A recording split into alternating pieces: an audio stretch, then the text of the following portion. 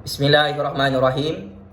Assalamualaikum warahmatullahi taala wabarakatuh. Salam sejahtera dan salam perpaduan buat seluruh dunia.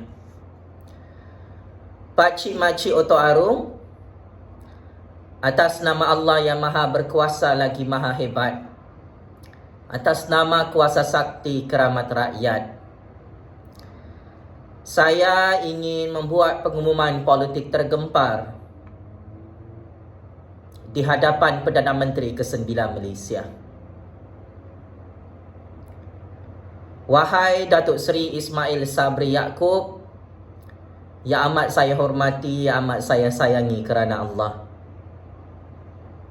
Sukacita saya ingin memaklumkan kepada Datuk Seri Ismail Sabri Yaakob hari ini. Kamu tidak mendapat sokongan majoriti di Parlimen untuk terus menjadi Perdana Menteri ke-9 Malaysia, Pak Mail. Saya ulang. Usul pindaan subsection Akta SOSMA di Dewan Rakyat semalam telah diumumkan oleh Speaker Dewan Rakyat, ditolak oleh ahli-ahli Parlimen dalam blok kerajaan dan blok pembangkang. Apabila usul penting berkaitan pindaan subsection di bawah Undang-Undang SOSMA ditolak dan tidak diluluskan di Parlimen, ini bermaksud Ismail Sabri Yaakob sudah hilang sokongan majoriti ahli-ahli Parlimen untuk terus menjadi Perdana Menteri ke-9 Malaysia. Ini bukan soal MOU antara kerajaan dan pembangkang, tetapi ini adalah tentang keabsahan kedudukan Ismail Sabri sebagai Perdana Menteri ke-9 Malaysia yang akhirnya terbukti Ismail Sabri rupa-rupanya tidak ada sokongan majoriti ahli-ahli Dewan Rakyat dalam Parlimen. Ini adalah tanda-tanda kiamat besar untuk Ismail Sabri berundur dan letak jawatan sebagai Perdana Menteri ke-9 Malaysia kerana jelas dan terang lagi bersuluh. Penolakan usul pindaan Akta SOSMA itu membuktikan Ismail Sabri ditolak dan tidak dipercayai lagi untuk terus menjadi Perdana Menteri ke-9 Malaysia. Ini bukan hal kecil. Ini masalah sangat-sangat besar. Kerana di sisi undang-undang dan Perlembagaan Persekutuan Malaysia meletakkan secara terperinci seorang ahli Parlimen, seorang ahli Dewan Rakyat layak untuk menjadi Perdana Menteri jika mendapat sokongan majoriti ahli Dewan Rakyat. Akan tetapi, dalam kes Datuk Seri Ismail Sabri Yaakob di Parlimen semalam, Ismail Sabri dan kerajaannya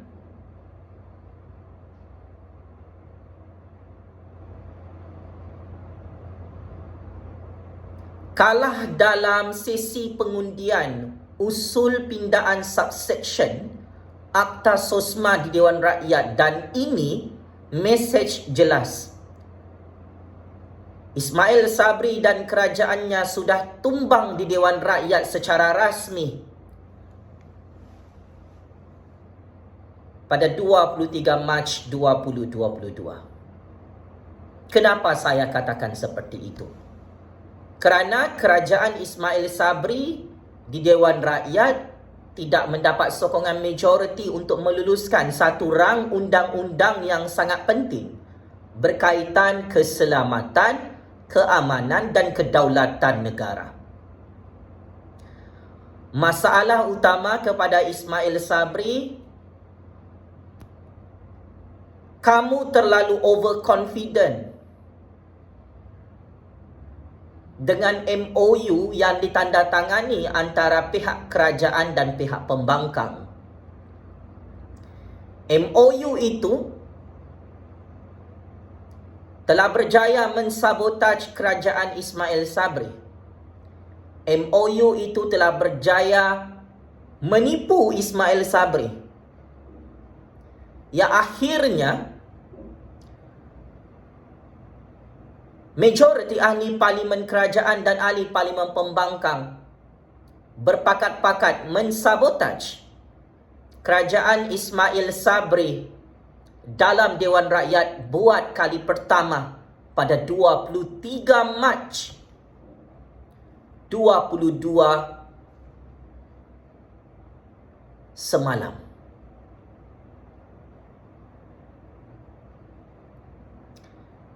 Pak Mail, saya sebagai kingmaker dalam percaturan politik ini telah memberi signal awal kepada Pak Mail bahawa riwayat politik Pak Mail bukan sahaja di hujung tanduk.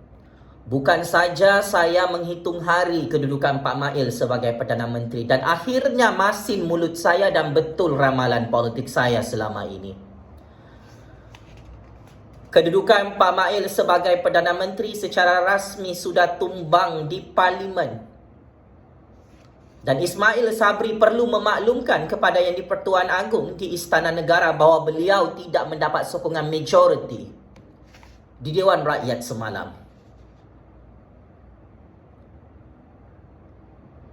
Maka keputusan di tangan Yang di-Pertuan Agong atas kebijaksanaan baginda sama ada Agung mengarahkan Ismail Sabri letak jawatan atau bubar parlimen atau Agung akan lantik Perdana Menteri ke-10 Malaysia bagi menggantikan Ismail Sabri yang tidak lagi mendapat sokongan dan kepercayaan majoriti ahli-ahli parlimen.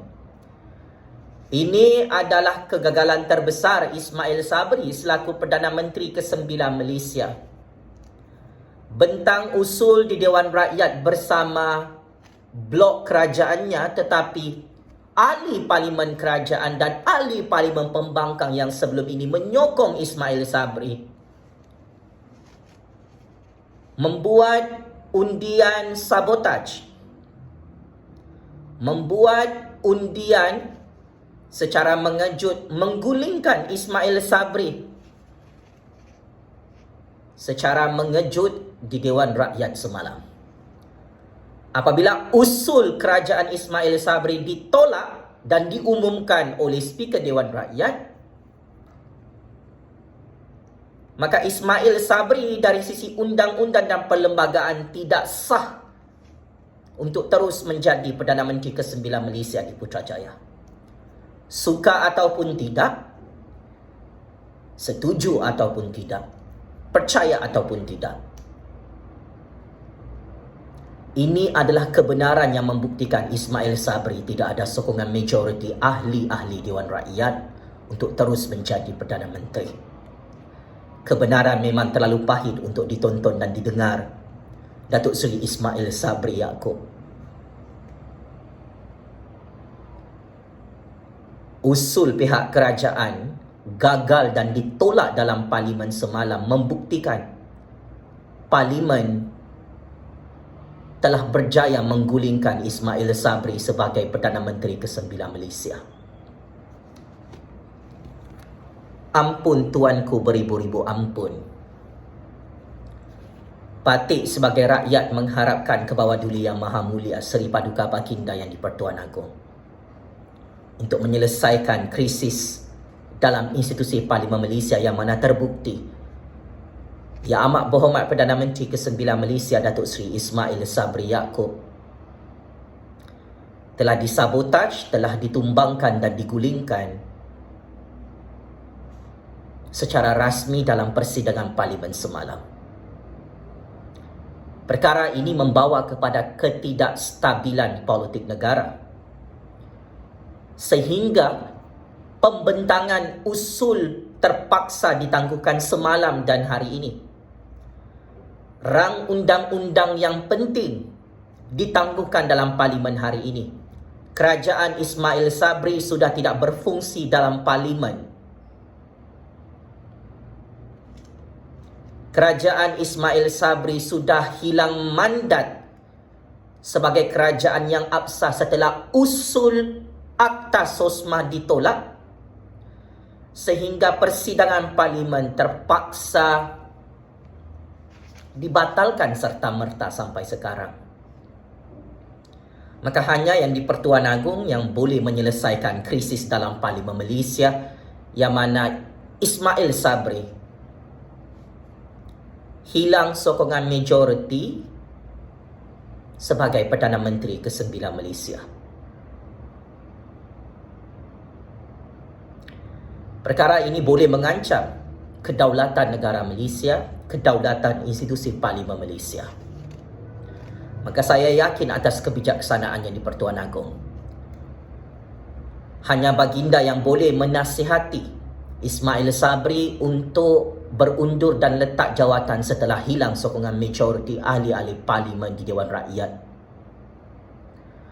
Hanya yang di-Pertuan Agong yang sangat-sangat berkuasa boleh memutuskan sama ada Ismail Sabri perlu membubarkan parlimen atau yang di-Pertuan Agong melantik Perdana Menteri baharu bagi menggantikan Ismail Sabri. Kepada rakyat Malaysia, inilah pengumuman tergempar. Secara rasmi saya sebagai Kingmaker Politik Malaysia ini mengumumkan Ismail Sabri sudah tumbang sebagai Perdana Menteri ke-9 Malaysia dalam parlimen kerana Ismail Sabri disabotaj oleh ahli-ahli parlimen kerajaan dan ahli-ahli parlimen pembangkang yang menolak usul pindaan subsection di bawah Akta Sosma semalam. Ismail Sabri, anda bukan lagi Perdana Menteri yang sah di Putrajaya dan anda perlu menghantar surat peletakan jawatan kepada yang di-Pertuan Agong serta-merta. Daulat tuanku. Game is over, bosku. Terima kasih.